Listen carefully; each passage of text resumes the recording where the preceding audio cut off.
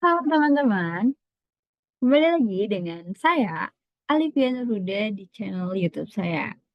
Nah, seperti yang teman-teman tahu, video ini saya buat untuk memenuhi salah satu tugas dari mata pengampu Sistem Informasi Akuntansi Keuangan, yang mana saya akan menganalisis beberapa aplikasi yang berkaitan dengan mata kuliah tersebut. Dan pada video kali ini, saya akan menganalisis aplikasi yang berhubungan dengan vintage atau financial technology. Sebelum saya masuk untuk menganalisa aplikasinya, izinkan saya memberitahu terlebih dahulu mengenai vintage. Jadi,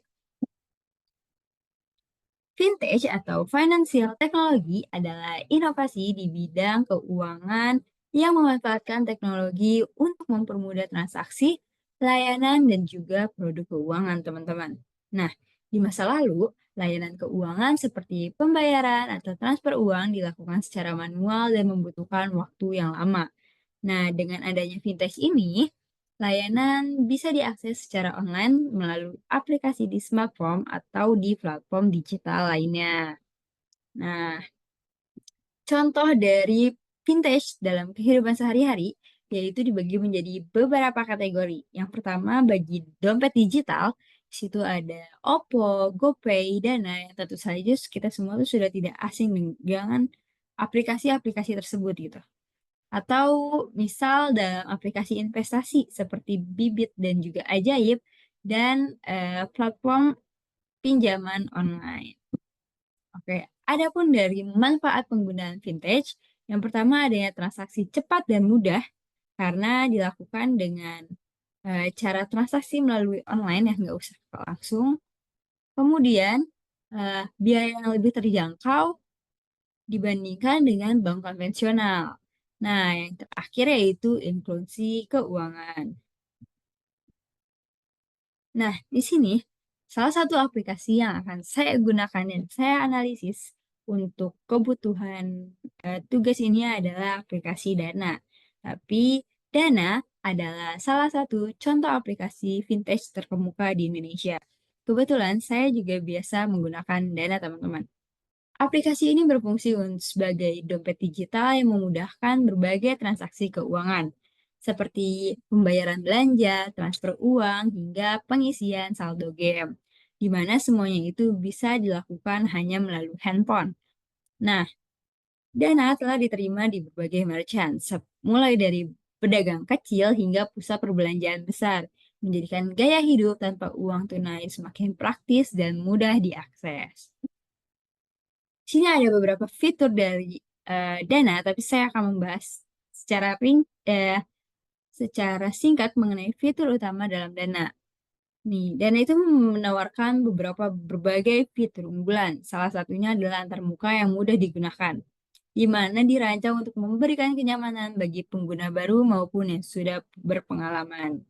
Dari segi keamanan juga, Dana tuh tentu dilengkapi dengan sistem PIN dan OTP untuk melindungi transaksi pengguna.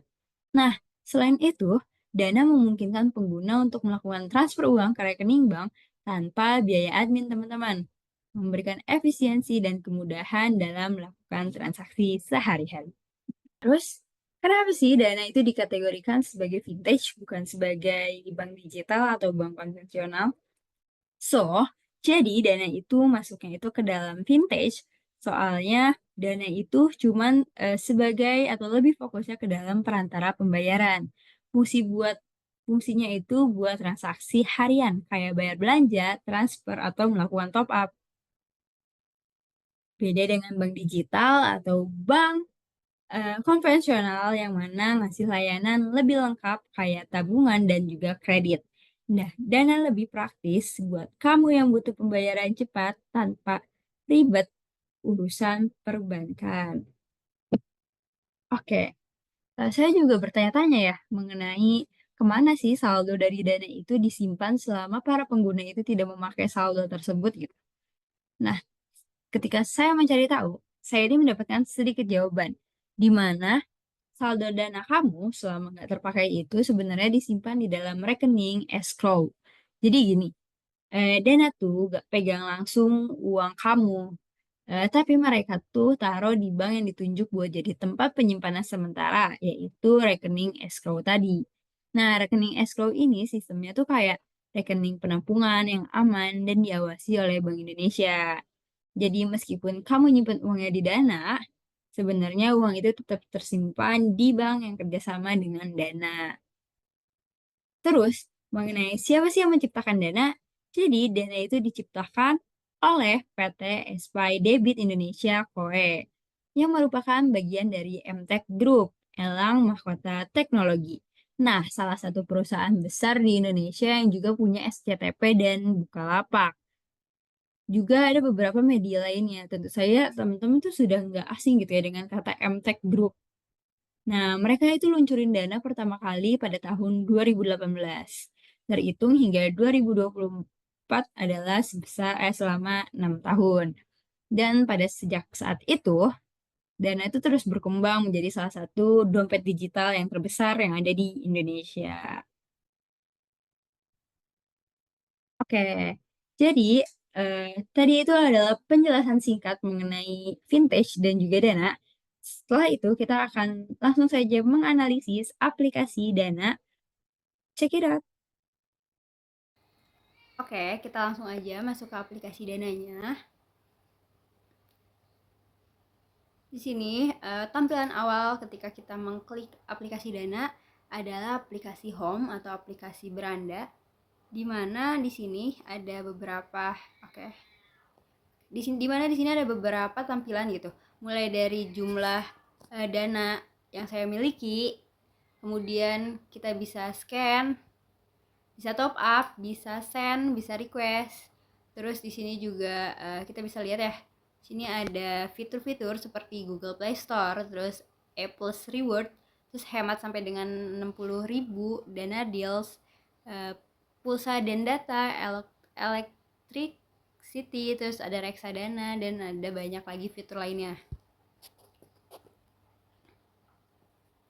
Kita bisa transfer, kita bisa digital service, kita bisa bills, payment, terus activities dan entertain, terus kita finance, terus ada government service. Oke, kemudian di bawahnya lagi tuh ada sebuah keterangan di mana kita bisa lihat nih feed atau aktivitas-aktivitas mana saja yang teman kita tuh sudah lakukan. Mulai dari sini ya. Sini ada tulisan alpha, bisa notifikasi seperti itu. Kemudian kita kembali lagi, kita lihat lagi nih di sini tuh di bawahnya ada seputaran iklan-iklan dari Dana.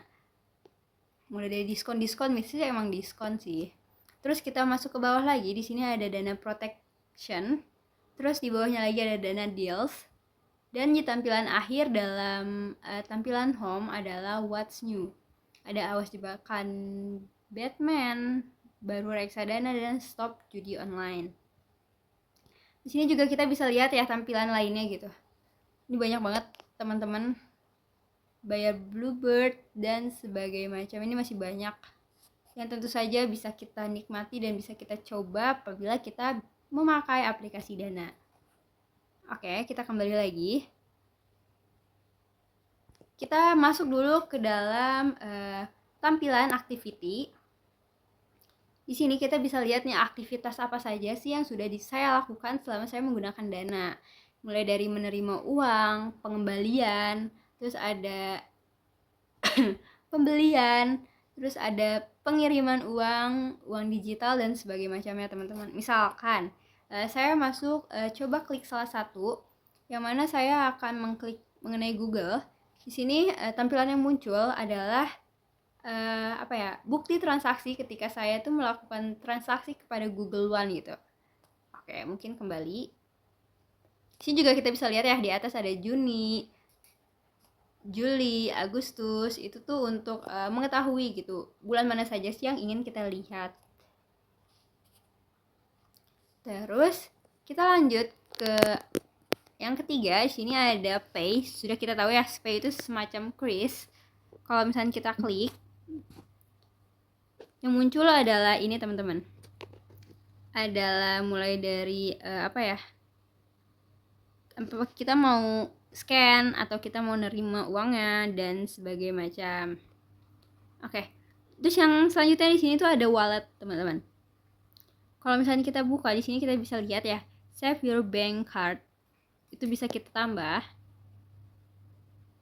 add bank. Di sini kita bisa masukin card number kita apa. Kemudian kita juga bisa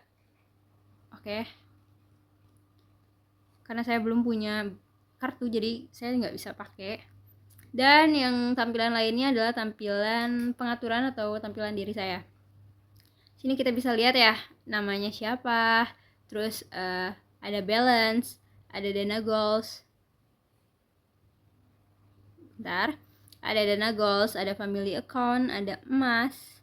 Terus di bawahnya lagi tuh kita bisa lihat gitu. Di sini ada dalam personalnya itu ada my bills, ada enter promo code, terus promo quest, terus check in at e-word, e-plus, e-reward. Sini ada profile setting. Kalau misalnya kita kita buka, sini mulai ada tipe akun, kemudian kita bisa merubah profile kita. Mati. Kita naikin lagi ke atas. Kita bisa merubah profile kita.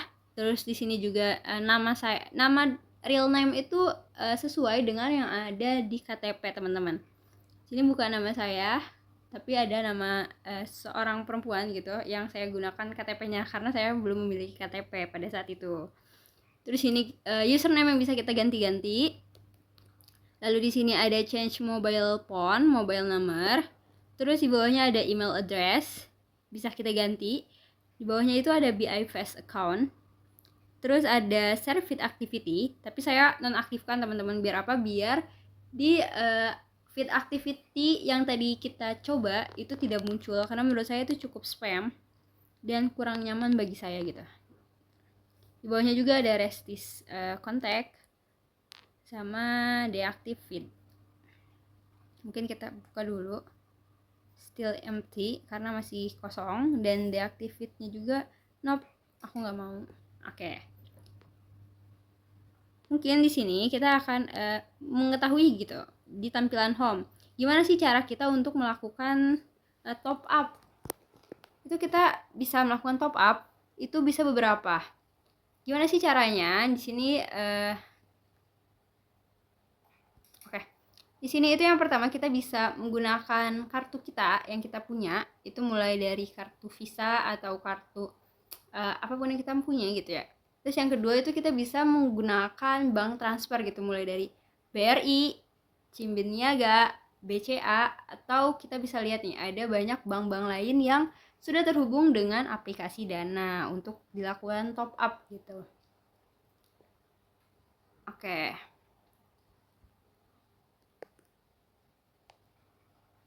Kalau misalkan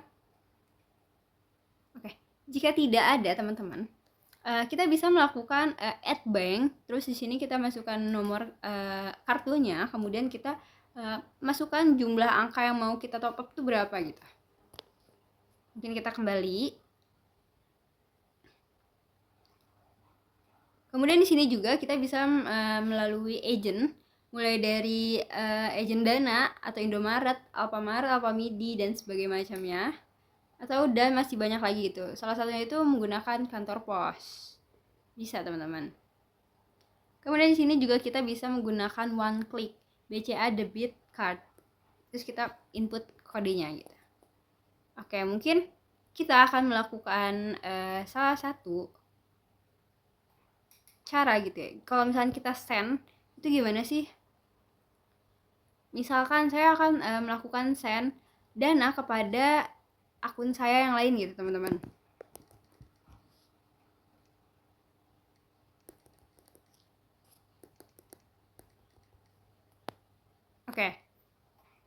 Misalkan saya akan melakukan send kepada ibu saya, kemudian saya masukkan nominalnya adalah 1000. Sini kita bisa menuliskan sebuah note kayak ya kita punya permintaan gitu, kayak ini tip buat nyoba tugas teteh. Kemudian sini kita klik continue. Lalu kita bisa lihat ya, di sini ada change. Kita bisa rubah nih apakah kita mau melakukan transfer ke Dana dengan Dana kita, atau debit card kredit gitu. Karena saya akan menggunakan dana saya, jadi saya kliknya itu dana balance. Kemudian kita klik pay. Dan di sini ada apa ya namanya? Karena saya kurang tahu kenapa di sini kurang bisa verifikasi. Jadi di sini saya akan masukkan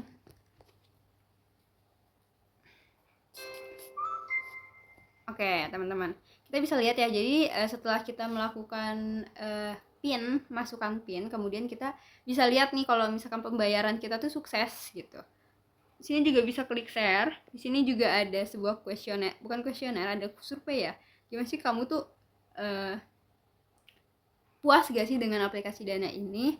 Atau kita bisa lihat cek details buat ngeliat bukti transaksi yang udah kita kirim ke nomor ibu saya gitu. Mungkin kita keluar lagi, close, atau kita bisa pencet close. Oke, sini kita lihat ya, jumlah dari saya tuh akan mengurang sebanyak 1000 gitu. Yang awalnya 89.000 itu menjadi 88.000. Sini juga activity.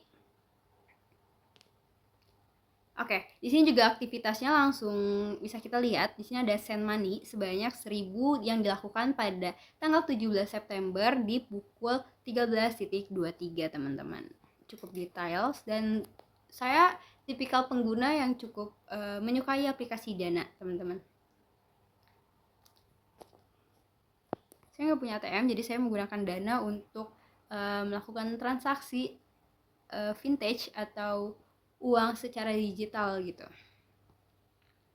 Oke, mungkin kita lihat lagi ya di sini ya. Di sini juga di Dana tuh kita bisa melakukan pembayaran pulsa dan juga kuota. Biasanya tuh lebih sering kali itu lebih murah gitu karena ada promo-promo. Baik itu untuk pulsa maupun untuk data. Saya juga biasanya membeli melalui Dana kalau misalkan pulsa dan juga data dalam seluler saya.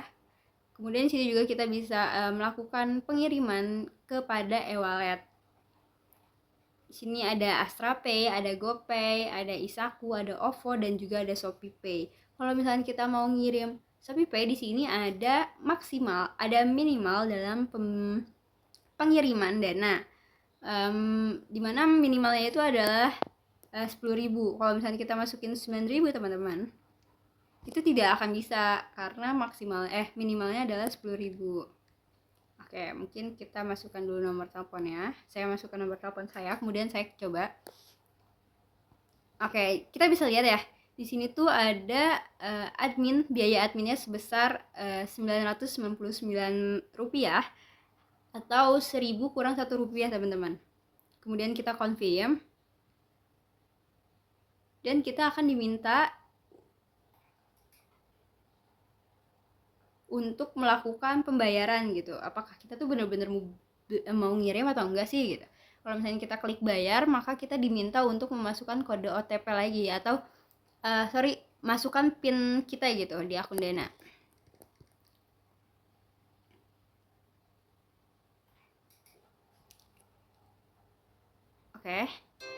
Oke, kita bisa lihat ya di sini kita sudah melakukan transfer Dana kepada ShopeePay di bukti transaksi ini, sehingga ini bisa dijadikan sebagai bukti kalau misalnya kita tuh benar-benar udah ngirim transaksi gitu.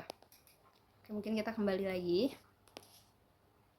Begitupun dengan OVO maupun GoPay gitu, teman-teman. Jadi semua transaksi e-wallet itu ada minimal pengiriman sebesar 10.000 dan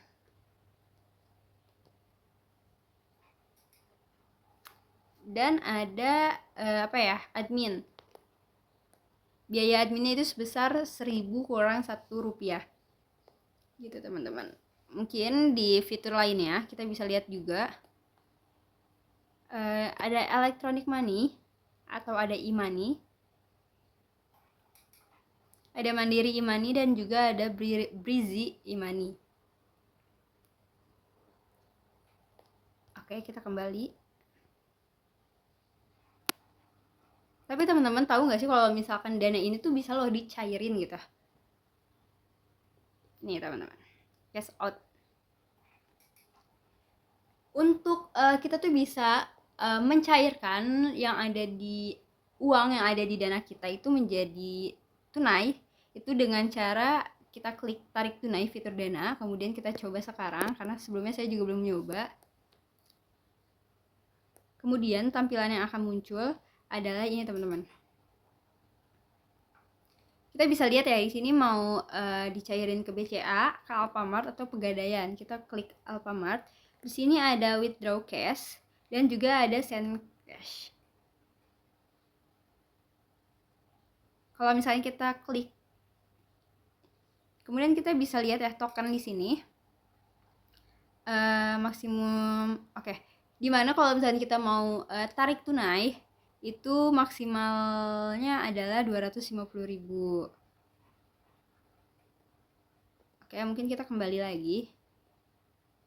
Jadi teman-teman nggak usah risau, nggak usah takut kalau misalkan ada gimana ya, kalau misalkan kita hanya memiliki uang di dana tapi kita mau melakukan tarik tunai gitu, itu bisa banget teman-teman dengan minimal penarikan. Biasanya tuh, bentar saya google dulu takut saya salah.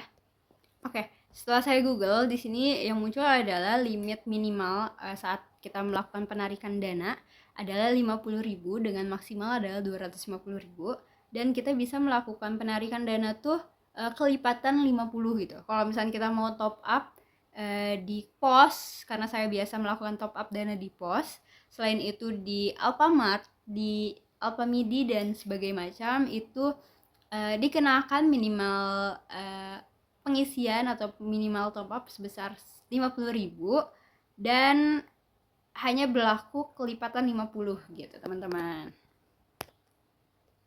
Oke, mungkin selain kita bisa tarik tunai juga, kita bisa melakukan split bill gitu kalau misalnya kita lagi main dengan teman-teman kita. Kemudian di sini find friends to, misalkan kita masukkan nama ibu saya, kemudian saya masukkan nama adik saya,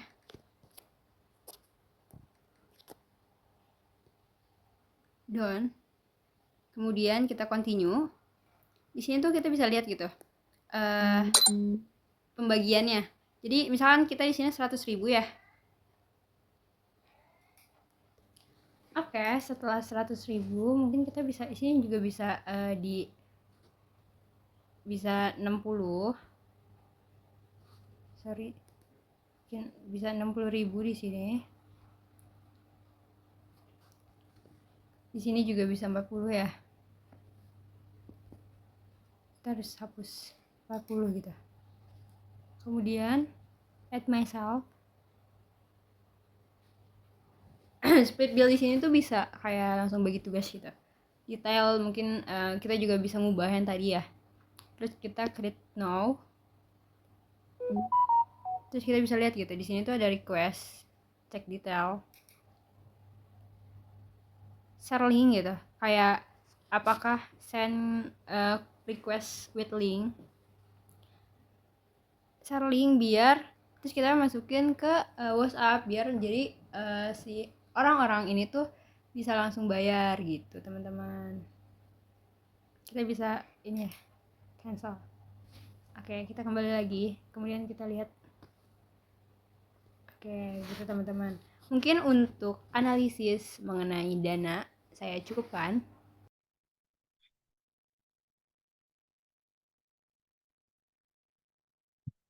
Oke teman-teman, setelah tadi kita mendengarkan analisis yang sudah saya lakukan mengenai aplikasi Dana, izinkan saya